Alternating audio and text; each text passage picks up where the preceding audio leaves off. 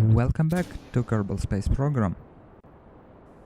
In our previous episodes, we have created the first space station and an SSTO vehicle. So today, we're actually going to use those things to start our long delayed Laythe rescue mission. I believe that we have to finish it before the next patch hits, which should happen next Tuesday. So we have approximately 3 days to do our job and to get Jebidiah and Bob safely home. And here we're launching our Laythe lander, which will get to the surface of the Laythe, pick up the guys and get them home. Along the way, we are going to use our space station, because the current ship doesn't have enough fuel. We'll have to dock to it and refuel it. Afterwards, we're probably going to do the following. This ship will be sent to Laythe alone, because it will have approximately enough fuel to get to the orbit. Then we are going to send another ship after it, and this ship will contain more fuel. So basic idea is that instead of sending one big and heavy ship, which we done before and which obviously failed, we are going to send two parts: the ship itself and a fuel for it. So at each stage we're going to simply refuel it when needed and use the fuel for our purposes. Current plan is to make it so: first we're going to refuel in a Kerbal orbit, then we're going to launch the Joule, then when the fuel arrives there, we're going to dock with it, refuel, land, get back to the orbit, dock again, refuel again, and then using this fuel, get home. I know it sounds a bit complicated, but there is a method to my madness. And I think it shall work, at least marginally. The only problem I encountered so far is planning the actual fuel flight. It might be a little bit problematic to get the fuel tank to the Joule, but I'm sure we can come up with something interesting. So here we are in the orbit around Kerbal, and we're going to create an encounter with our space station and then time warp until we have close encounter, at which point we can dock. As it will take some time, I'm going to cut this part of the video and I'll see you when we are approaching the space station, approximately at 10 kilometers.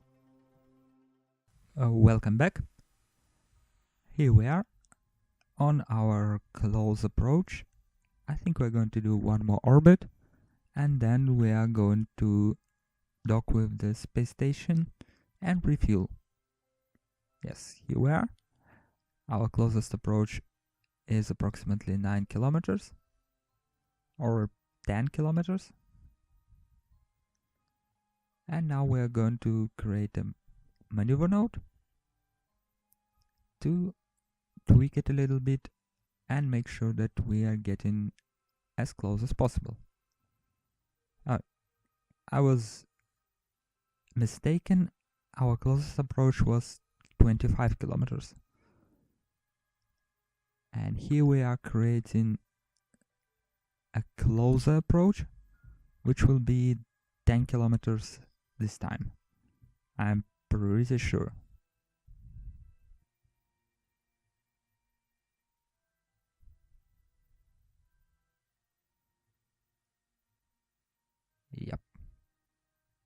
10 kilometers, that is. Now let's create an alarm and time warp closer to our maneuver.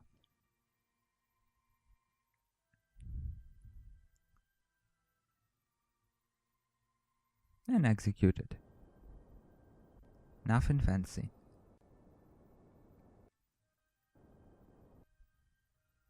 Alright.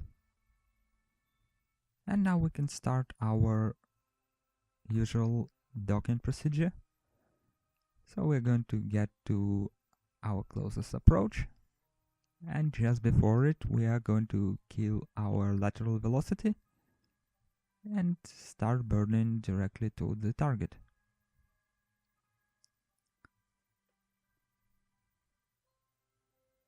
Here we are, and we're starting the burn.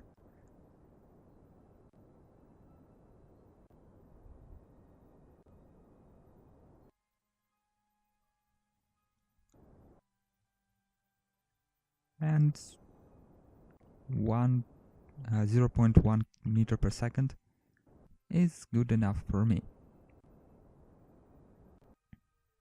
Now we're just burning directly to the space station to make sure that we are approaching it at approximately 1 kilometer.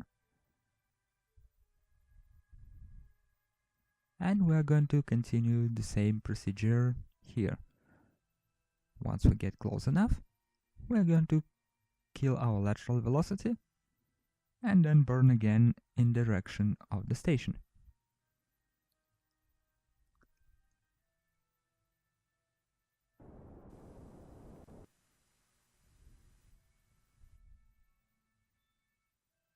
So our speed is approximately 20 meters per second, 6 meters per second, 2 meters. And at this point we can just burn directly to the target without fear of missing it by a mile or a kilometer.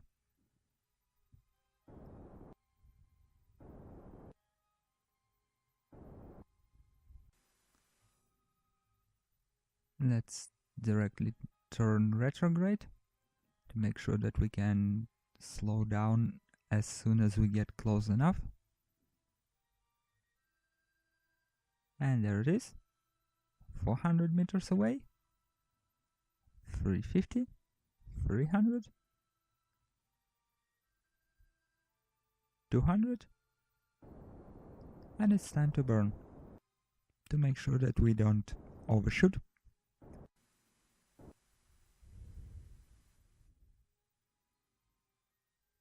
And at this point we lost all electric charge, so we have to use our RCS to level out and to control our flight from here.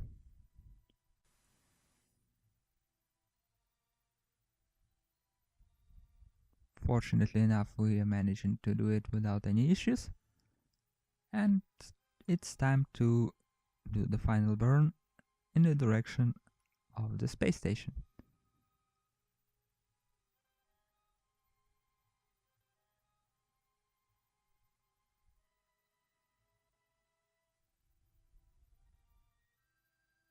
At this point I'm using almost exclusively the RCS tanks to make sure that we don't use too much thrust. Occasionally I will augment it with the small puffs of rocket engines, but not very much of it.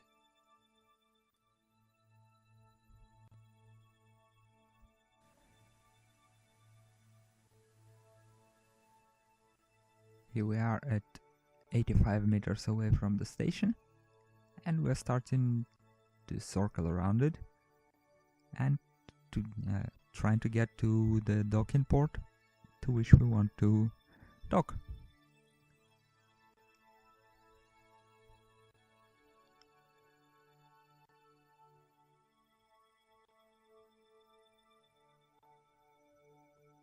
Unfortunately, it looks like our RCS thrusters are located at very interesting parts of our ship, so we have to do a little bit of dancing around the station.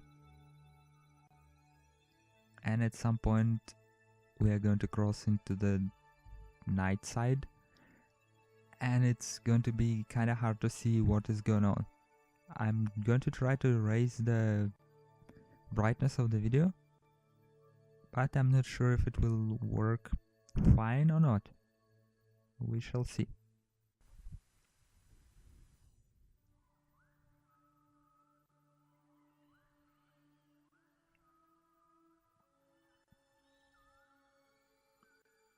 So here we are at 23 meters and slowly trying to get into the alignment with the docking port. By the way, you're watching it at 2 time accelerations, so in reality it was not so graceful.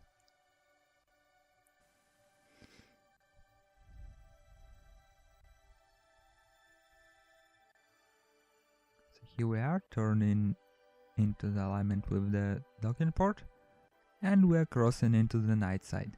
So let me brighten up the video. So this looks much better.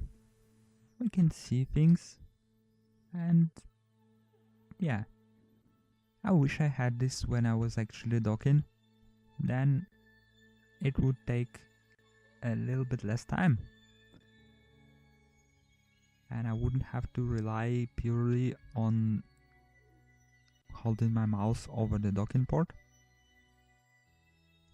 and would be able to see what's going on. But it's too late to complain.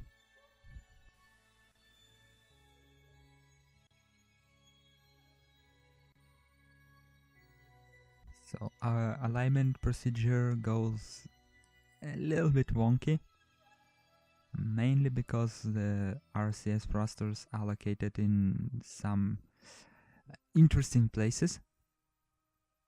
I haven't considered that I would be approaching the station at this angle, and it seems to me that the station itself got a little momentum, so even if we are holding steady, the station rotates out of our way. It is kind of peculiar situation, but I think we can manage.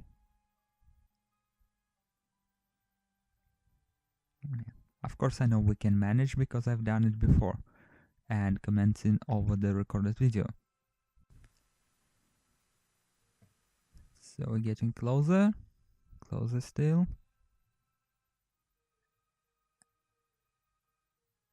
And we have a, well, not a connection, but docking ports are touching. And they're almost there. Now it's only a matter of time. Got it. Our ships are connected. And you can see what kind of wobble is happening on the station. So what we're going to do now is we're going to refuel our spaceship and start planning the launch of the fuel vehicle. And unfortunately, it is that time in the episode when I have to say thank you all for watching. Remember to like, dislike, and comment this video in the section below. Remember, if you have any ideas about new modules for our space station, submit them in the comments and I'll see if I can launch this and add it to the station. Once again, thanks for watching. My name is Darlock, and I will see you in the next episode. Goodbye.